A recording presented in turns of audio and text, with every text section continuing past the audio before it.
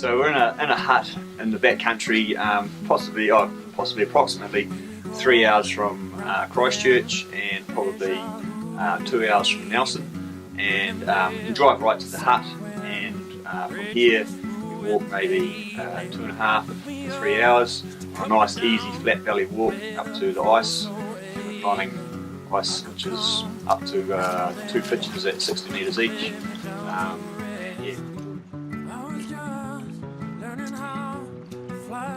Where we're going to go today is probably 2.5 to 3 hours up the valley. It's a place I found about 4 weeks ago. Came in for a look.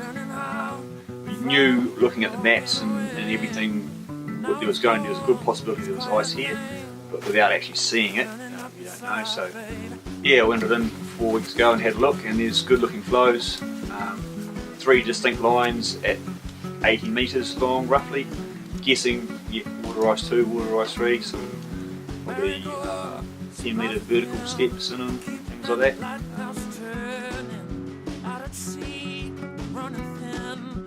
Yeah, the climb today was really good.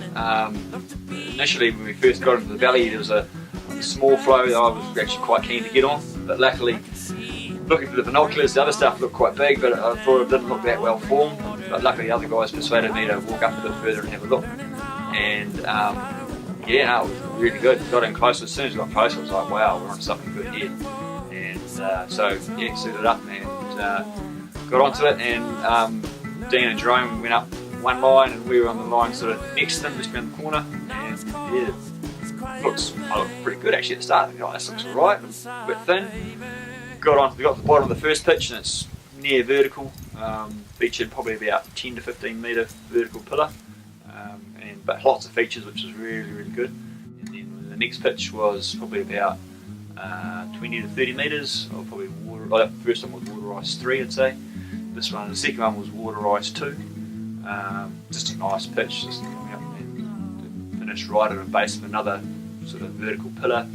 Water ice 3, probably around about 15 metres again. And so yeah, once we brought it up, then we had that top pitch, which was interesting as well. It was yeah, had a whole block come off and land on the nose. It was a bit of fun.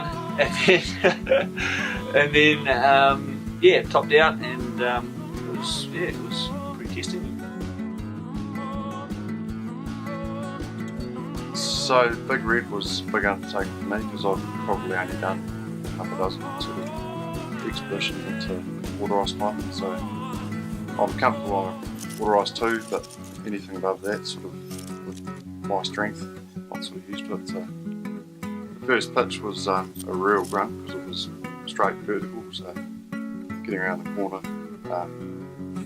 yeah, I needed a bit of encouragement then, but once I got into it, I was pretty good. Yeah, you done well. Just getting pumped on the vertical sections was yeah, it was pretty difficult.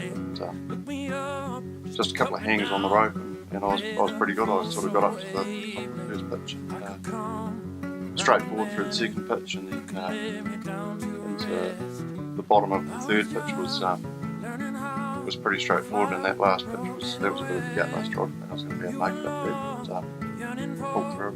Yeah, it was fun. You're getting quite pumped. So obviously once you find a new route, you can name it. You've got the naming rights. So yeah, I decided to call this one Big Red because I wore my old red jacket that I've had forever, and it's great. I'll just thrash it, and probably on its last legs. It's a work jacket now, so I thought I'd name it one after him. And it's quite fitting too. And then when I got smacked on the nose, there's a bit of blood going everywhere, so bit of fun games. But yeah, so name a few around here. There's that one. There's climbed about 6 lines here last year. After this year, we sort of kept it under wraps last year, which was really difficult. Showing people that it's a really good spot. And so after this year, we're going to split. See if they want. We're not going to tell you where it is, but you'll have enough information from this to find out. Start looking at maps and start working out things. Where to come. Hopefully you'll find the hut, and you look at the hut book and you can see what's been around and what's been happening.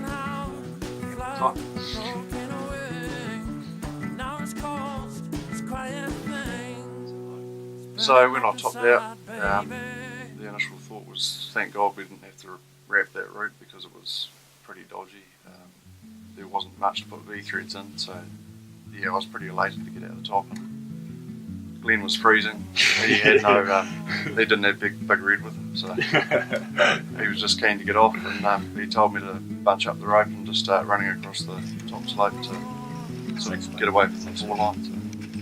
So I was pretty stoked, pretty lucky. I was actually thinking I'm lucky to be alive, but in hindsight, it was pretty safe, really. You know, Really good, really good.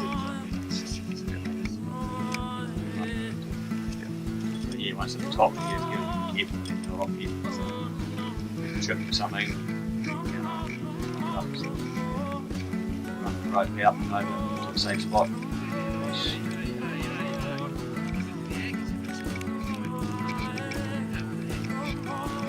So how did you decide on what route you were going to do yesterday? So we got get up first, which was quite nice, which means we can get up there and take our first pick on what there is. So climbed up to a spot where we get a good overview of the 4 possible routes in this one little place, and got to Jerome and said, "What do you want to do?" Oh, so we just decided that we'd take the line straight up to basically to an exit, which was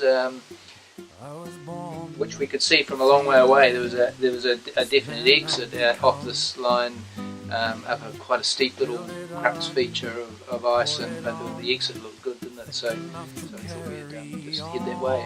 And right beside our line was a beautiful fat column, which was just straight.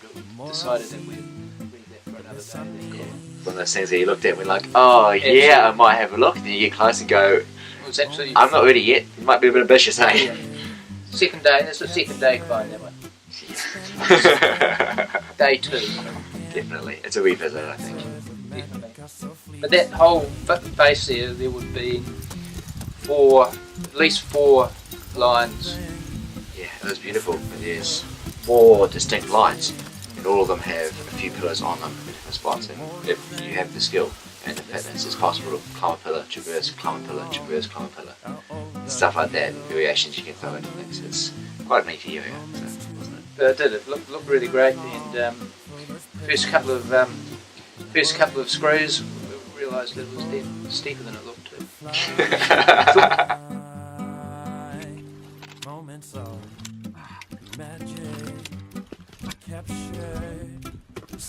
So the Big Red jacket is a jacket I got years ago in Queenstown when I lived in Queenstown, and it's just a synthetic down jacket, I guess you might say.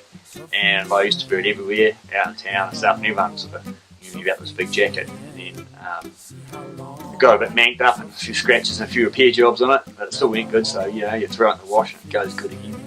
And used to take it always climbing and stuff. And I was wearing Queenstown snowboarding, just had it on pretty much everywhere I was outdoors.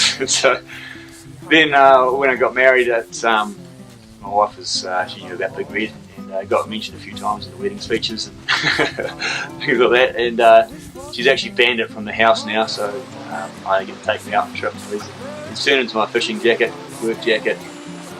Yeah, it's saved my bacon so many times in the cold, back in Queenstown and living under a rock, birthing up in places and climbing. And I just really like it. And he's on his last legs now. And he's here it is. So he's on his last legs. Hopefully he's got a few good patches, some war wounds, and I'll just thrash him till he dies pretty much, eh? See how long some moments of magic can be captured. See how long, so never again. 'Cause these matters of magic are so fleeting.